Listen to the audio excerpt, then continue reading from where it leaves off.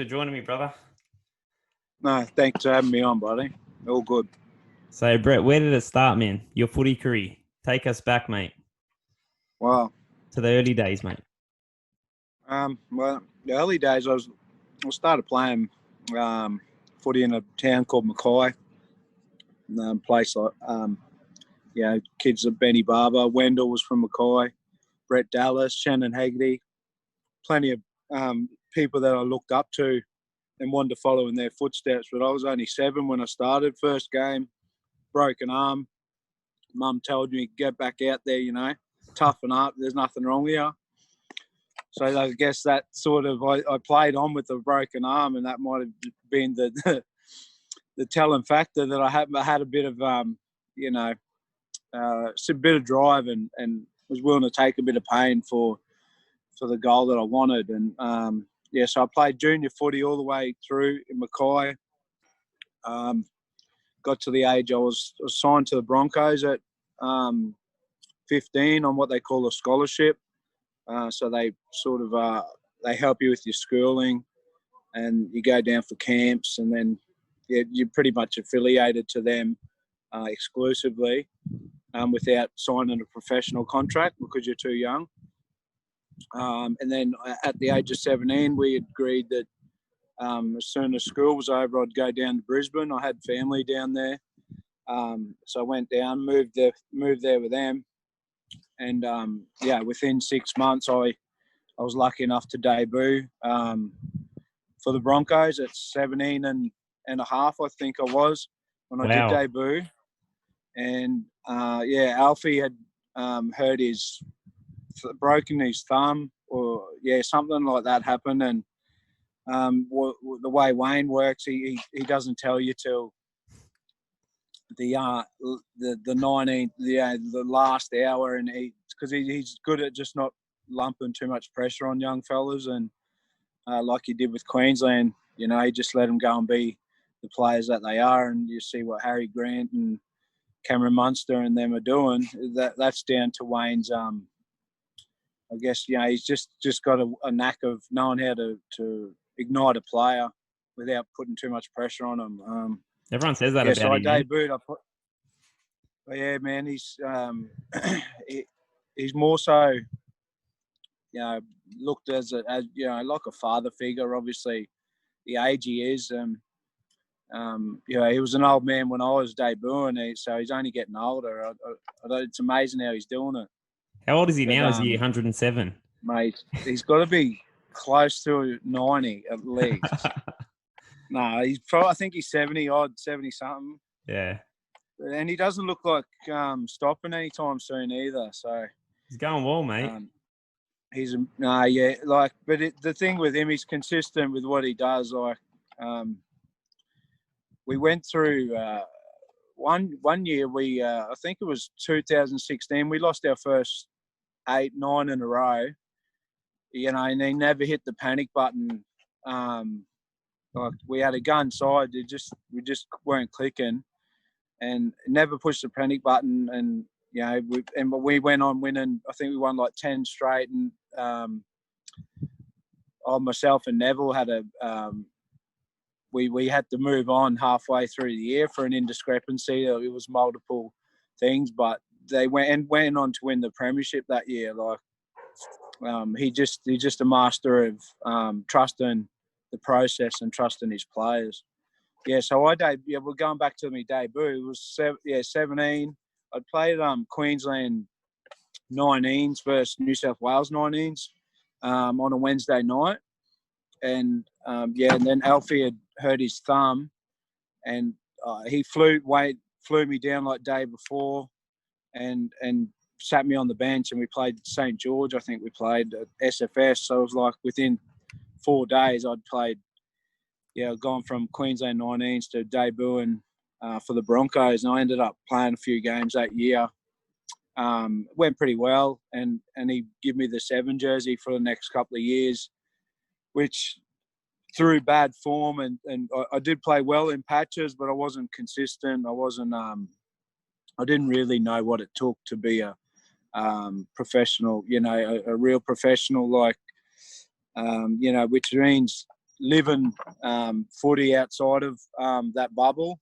Yeah. I was always, I'd lean to going partying, and I just had that larkish style of attitude, and it was all coming a little bit too easy for me in the younger ages. I wish, going back, that I did put my head down, but life's a learning lesson.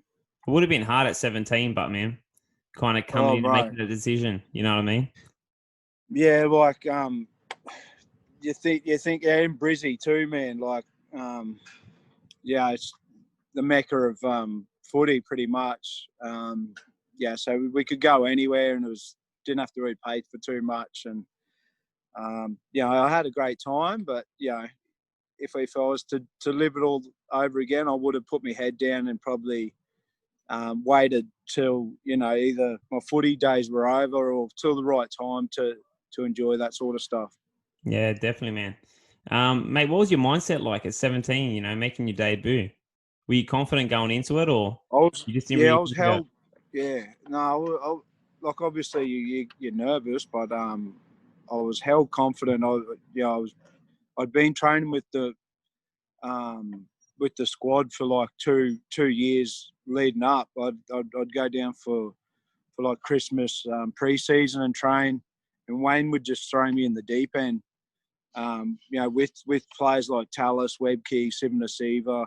Yeah, wow. You'd be out there training side by side, and they'd just be like, "Yeah, just back yourself, mate." Like, Wayne wouldn't throw you in here if he didn't believe you're good enough. And so that those players were a big part of. But their performances stood out for themselves, and you didn't want to let them down. But I knew I was right to go. And then I think a year or two after, Carmichael Hunt debuted. He was younger again, and it just seems as though they're getting younger each time now. I think there was a kid that was going to debut at 16 down in South Sydney this year, but he was too young. So, it's just freakish talents that I think that can take them a long way. Mate. They're hitting the weights at 12 years old these days, mate. Yeah, I wasn't real big on the weights, like obviously, but when you get down in that professional environment, that there's a whole circle of everything that you have to commit to, and these kids, but like especially the Polynesian influence, definitely through I can see that generation that are coming through. They're really built to be athletes. They're just pure athletes, and I thought the game the other night in the Origin was one of the best games I'd seen. That just how fast and frantic it was. It's a good display of footy. Yeah, definitely, man. It's good to see the new breed coming through on both ends. For sure. But it's great, mate. Moving forward, so after that happened in Brisbane, next steps are Cronulla. Yeah, so I got dismissed from the club. I had to part ways just for alcohol related. It was just multiple incidents that had accumulated. They couldn't look after me anymore, and I struck a deal up with the Sharks to go to the Sharks the next year. The coach at the time was bloke Stuart Raper. Yeah, I'm a big Sharkies fan. I was too. Yeah, and Stewie ended up getting he ended up leaving the club, and they signed Ricky Stewart. So Ricky had took on like I think it was myself, Josh Hannay, and a couple more players, Dustin Cooper. We'd signed for this other coach, and so when we got to Cronulla, we weren't really wanted as such. Like, they weren't his signing, so you could imagine it was quite awkward. And Ricky's not one to hide behind any fronts either. He just told me straight. He's like, "Oh, I don't think you're part of my plans," and he just discarded me to like park footy, not even reserve grade, back to the park. And So yeah, as things transpired, they started getting a couple of injuries, and I didn't. It rained for like 6 weeks, and we didn't even play a game. And I played a couple of games of Reggie's, which was the what do they call it? The thing, reserve grade competition like Q Cup. Yeah. And then a week or two later, Dykes was injured, Kamali got injured, Greg Bird was injured, and then he called me into play. Wow. Yeah, and then I played really good. Won us a couple of games, like a couple of field goals and like just stuff like that. And then from then on, we were just we got on real good. So I was at that Para game, man, where you kicked that field goal. Yeah, that was one of them, man. Like, and chips were down. We didn't really have the greatest set of players, but after that year, we had a real good squad there. We made the major semi the year after, but I hurt my knee in the training camp, so we finished. We won our first semi, but then we got the week off. I think the 8th team beat the first team. We finished 3rd, so we got the week off. Yeah. And we went down to Kiama, we're down near Wollongong there. Yeah. And Danny Nutley decided to tackle me with all his oomph. Bang, ACL out for missed the game, lost 40-0. So that was just another, moment where what if? I don't know that we would have beaten That's Melbourne. A bad injury. It's the worst one you can get, pretty much. I've had two. So I had an ACL at Brisbane, a non-contact of playing at Canberra. One, I can't remember which year it was, whether it was 17 or 18. No, actually, earlier days than that. But yeah, so I did my ACL there, come back, and it was right. And then I done my ACL again at Cronulla. So rehabbed it again, and then signed a deal. Cronulla built me back up. I was playing again for them, and then I ended up leaving to go to New Zealand for 2 years to play under Ivan Cleary, and that was awesome. They signed myself, and then Ivan also signed a young fella named James Maloney from Para. Mate, I heard Is he the biggest pest there is, that bloke? He is up there. He come in. He hadn't played. He maybe played 3-4 games of first grade, and he come in like he was Peter Sterling, mate. And we nicknamed him Sterlo because he just like, the badge they put on halfbacks, cheeky. He just had it all and wouldn't shut up. And backed his ability, man. And then, from that year, he brained him, kicking goals from everywhere and just playing really good. And then the next year, I broke my hand early on the year, and then they debuted a young kid called Sean Johnson, who goes pretty good. And then he didn't end up leaving his jersey up for grabs because he was he just come onto the scene, and they went on a mad run and made the GF against Manly, but were unlucky to get beaten. But Manly were a real red hot side back then. Yeah.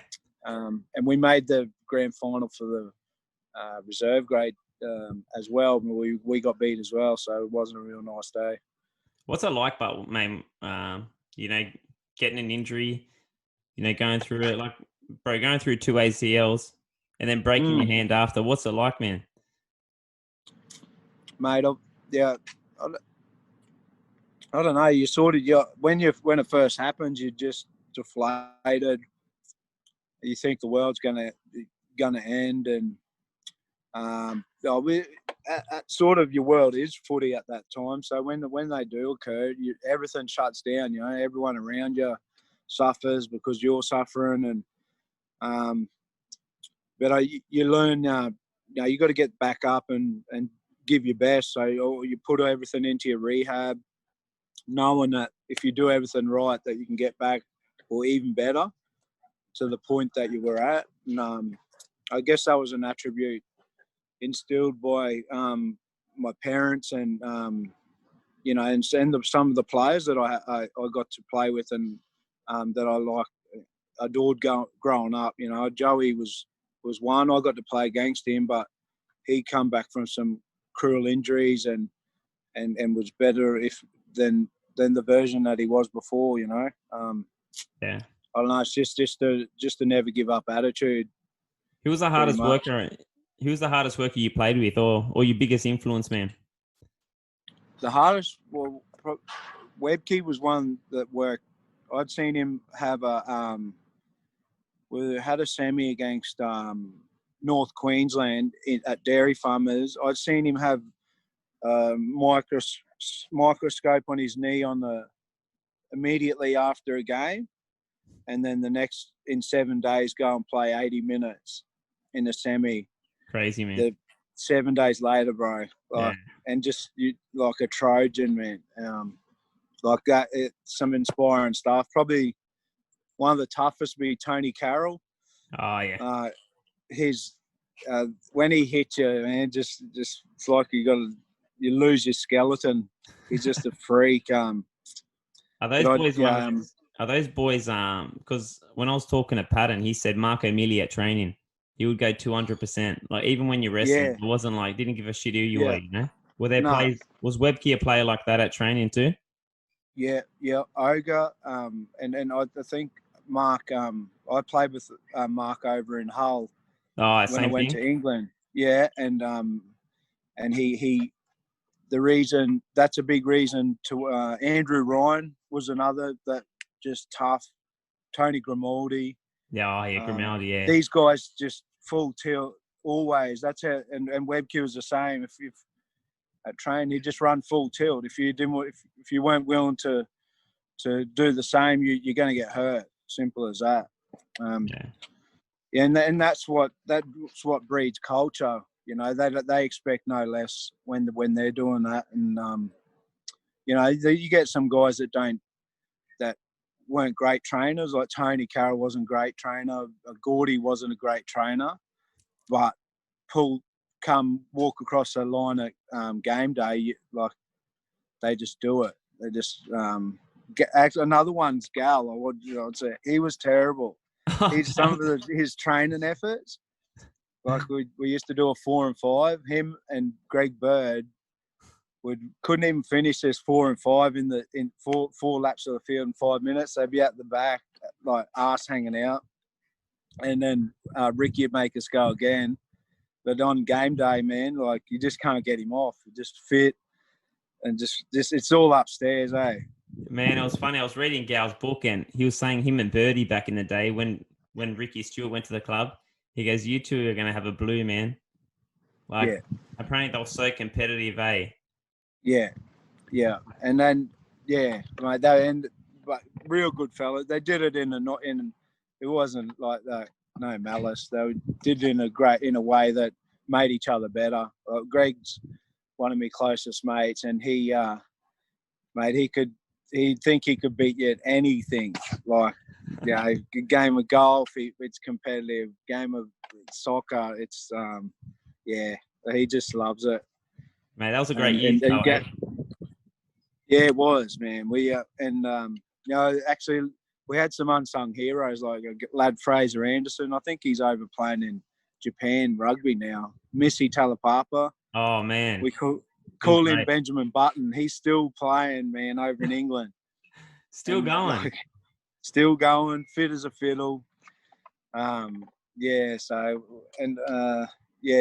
Who else we have there? Ben Pomeroy with his Harry High Pants torpedoes on. Brett Carney. Yeah, it was a real good time. I've got BK on. I'm talking to BK on Thursday. Brett Carney. Oh mate, he's a good dude, bro. He's one of my close mates as also. Yeah, real good friend. Yeah, he was a good little player too back in the day, man. Bro, he was like a jack in the box, man. Like just if there's a loose ball, he's onto it and going like a bloody greyhound. And he looks like a greyhound too. Yeah, he does. Oh mate, now moving forward, Brett. So after the Warriors, bro. Yeah, so after the Warriors, I signed a 3-year deal to go to Hull. Hull FC, and it was a good deal. Sort of not knowing where I was headed, I didn't really look at the map. I just sort of flew in. I'd had a good friend, Sean Berrigan, had been over there a couple of years prior, and there was some real good fellas at the club, and he said, "Yeah, get over there, man. You'll enjoy it." And so we took myself and my family. We went over there, and I was lucky enough to have my first. We made our first child over there. Monroe was born in Hull. So that it's a place I'll never forget. We finished in the fourth, fifth each year that I was there. Wade McKinnon, Ogre was there, Big O'Mealy, a couple of other Aussies. A few good English players as well, but we were just never really had that to compete with Wigan, St. Helens, and these type of clubs. You need the bit of X factor, and we probably lacked that. Just that raw speed and try scoring ability. Is it different to the NRL over there in terms of atmosphere? Yeah, the atmosphere is hectic, bro. If like the fans are just, if it's going good, they're happy. But if you lose and they're giving you a full spray, not only you but into your family, and you're walking down the street on a Monday, they'll give you a spray as well. They're just full. I think it must be just the football type. They live and die by the results, and just very, very parochial. Peter Gentle ended up being coach the last year I was there, and we didn't really see eye to eye. And I was at an age where I was just, I was still playing good footy, and I knew I was. He just, for some reason, didn't see me fit into their plan, so I moved on and went down to a club in the League One, like the tier underneath. Yeah. In Whitehaven, to a place called Whitehaven, and I was player coach type role down there, and that was really good. It sort of give us a chance to just wind down, and did a little bit of travelling. Yeah, and then ended up coming home in 2016. So I did 5 years in England. Oh, nice, bro. That would have been a good experience over there, man. It was, mate. Yeah, like looking back, at the time, it's not like Australia's just. We got the beautiful beaches, and it just puts into perspective how nice a country we do live in, and how much space and freedom we do have over there. She's nice and tight, and everyone's in their hip pocket. Like the houses are just literally built side by side, no fence. Yeah, all the way along. Yeah, she's pretty wild. But then we get off to Tenerife, Spain. Checked out France, a few other places. So that's the thing. You're close by to everything in Europe. Yeah, it's an hour or just over an hour flight to them sort of places, and so I did a bit of Disneyland. Took my little girl there. Yeah. Chalked off a few things that was. I don't really know. I don't think I'd see myself going back anytime soon. I'm just enjoying. Making the most of the country I live in. I love really winding back myself these days. Doesn't take much to be happy. It's just nice lifestyle, pretty relaxed. Bro, let's talk about happiness now, man, because a lot of athletes I talk to, bro, they say because you're in a bubble for so long, man, Yeah. And bro, coming out of that transition into work, was that hard for you, man? I just don't know that they prepared the players well enough for the transition. So the top tier players, obviously they got their endorsement deals. They've got a sort of a life after footy is already planned out for them. But you get the middle tier to lower tier contracted players. They've got to go back to say for myself, I'm doing mining work at the moment, but if you're an electrician, plumber, there wasn't enough of a succession plan as in study. It was all just footy. And then when you get out there, then you've got to think, how do I get into this type of industry? Or if you've done a little bit prior going into the footy, then you've got to pick back up where you left off. So for me, I didn't have a trade behind me, or I was too young. I debuted, and it was just footy non-stop. So yeah, you had to retrain the brain, and I had a year or two there where I was suffering heavily with depression, and I wasn't in a real good spot at all. And I had times there where I thought I just wanted to end it. So that it wasn't a real good transition for myself. But it's got me to where I am now. Good on you, man. What helped you get through? What helped you get through that? I had kids. I've got 3 kids, and they're a reason for myself to be. I've got to provide for them, and as my parents did for me.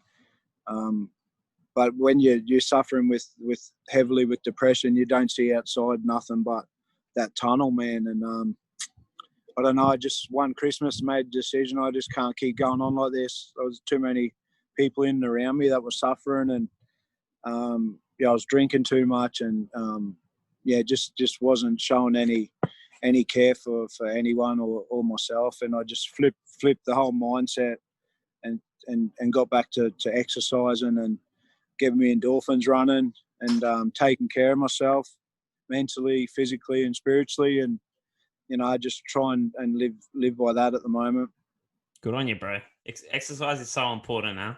Just getting moving and something in. It is, man. That nothing can train the body and the mind like the endorphins. You just got to get them firing, and then it just sparks you up, zest for life. Yeah, bro. So what's a normal day look like now, Brett? Oh, bro. I'm starting, mate. I'm on these wild hours. I'm working at mine site a couple of hours from Mackay, and I start at 2 a.m. and finish at 2 p.m, bro. Oh, wow, bro. Yeah, it's an 8-day stretch. We start in the morning, like this coming up. So we got in now, just travelled, and I'll go to the gym, do some exercise, go and have a feed, get yourself prepped, get a couple of hours sleep and up, and then into that for the next 8 days. And then 8 days off after that? No, and then we just get like 3 or 4 days here and there. However the shifts structure up, and go from there. It's my dad's family business. We're heavy QBCT. It's like a heavy water blasting. We clean all the big machineries out here for them. It's pretty cool. Awesome. Yeah, man. And actually, my last few days off, I just decided took off to Airlie Beach for a couple of days, bro. It was man. Yeah. Oh, bro, I saw those photos, huh? Man, that was crystal clear. Bro, Whitehaven Beach. I would encourage anyone that wants to go on a holiday to support the Australians, man, get out there. Yeah, awesome, mate. A lot of people are moving down to Queensland, eh? As soon as they open up the borders. Yeah, well, you'd be silly not to. Yeah, it's been hectic, man. This year, honestly, this baffles. There'll be something else to come before Christmas, surely. Yeah, man, it's been a crazy year, bro. But bro, just looking back on your career, man, what would you say your best year was, bro? Best year, I reckon. Just have one of the probably that 2008 at Cronulla was one of my best years. Like consistently for the full year, I was playing, top of my game. I had good patches in in Brizzy, but I would say I wasn't consistent enough, when the pressure was on. But at Cronulla, I played, some good stuff also in New Zealand and in Hull, but I thought I was probably most consistent in my years under Ricky. I liked his coaching style. He's like right in your face and demanded a lot, but he was happy to take your feedback if you didn't agree, or if you see something different. So and I enjoy now these days actually the coaching side, watching the game from the coaching aspect, and just seeing like what Bellamy does for those them fringe players, man. Oh man, he's just an absolute genius. Man, anyone that puts that jersey on, it's just unbelievable what that bloke does. The belief he puts in it. Yeah, man, and like, I actually got to get. I got coached by him one game. That baby Broncos, we played West Tigers one game, and everyone was at state origin duties, and Bellamy was the assistant. Actually, was the head head trainer then, and he took us for that week, man, and he like instilled this belief in us. We had like 5 blokes debut, and some had played 1 or 2 games, and mate, we walked into Leichhardt like shoulders broad as, and we ended up rolling them, man. It was just, he's really good at instilling belief in his players for sure. Yeah, it's crazy, man. I was listening to a podcast. What's the guy? Howie. His name's Mike Howie or something. Anyway, and I was saying Bellamy, bro. He stays back there like late, man. Like he's there till 10 p.m. He's the first one there, just reviewing footage. Like such a hard worker, Yeah, he is great. And he does it all himself. Like I know Wayne's got a video analysis guy, Scotty Brunner, that he's been using. But I know Craig does it all himself. Like we had 2 trick plays that night against West Tigers. He'd done his film and 2 tries, bro. Like off this. It's important. He knew the winger would come up and do this to kick to the corner, bang, try, and just straight off that, just off his coaching, plain and simple, man. Like, just a freak, bro. Yeah. Now, just before we wrap it up, mate, nutrition. I'm a nutrition coach. I work with a couple young footy players. What was it like back then, mate? Did you have a nutritionist or anyone looking after your nutrition, or? Yeah, we had a nutritionist. She would only come in like once a week, bro. That's what I hear, bro. It's still the same. Oh yeah, okay. Well, skin fold test, weight every day, test your urine. A lot of it to do with you have to just have a balanced lifestyle, I guess. Your genetics a lot come into it. But you just got to work out what's best for you as an individual. I think everyone's different. Like a guy like Petro Sivanasiva, he had to eat a lot more to keep his weight on, and others not so much. So I definitely think for a young kid, it's working that out as early as they can, and taking the right advice. Obviously you can enjoy a takeaway meal here and there. They supply pizzas for teams after games. You got to get that carb intake straight away, as you'd know. Yeah.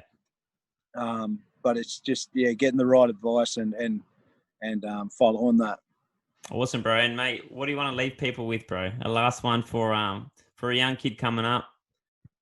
Yeah, I just guess what can they learn from you, make bro? yourself. Yeah, bro. I would just say, obviously you got to think about your family, make them proud, being a good person first and foremost. Nothing more than just go out and enjoy. It's a game of footy at the end of the day. Obviously get paid handsomely, but you got to enjoy it. You got lifelong friends that you'll make, and just enjoy the ride, and it does last forever, so make the most of it. Awesome, brother. Signing off. Good finish, bro. Righto, bro. Too easy, eh?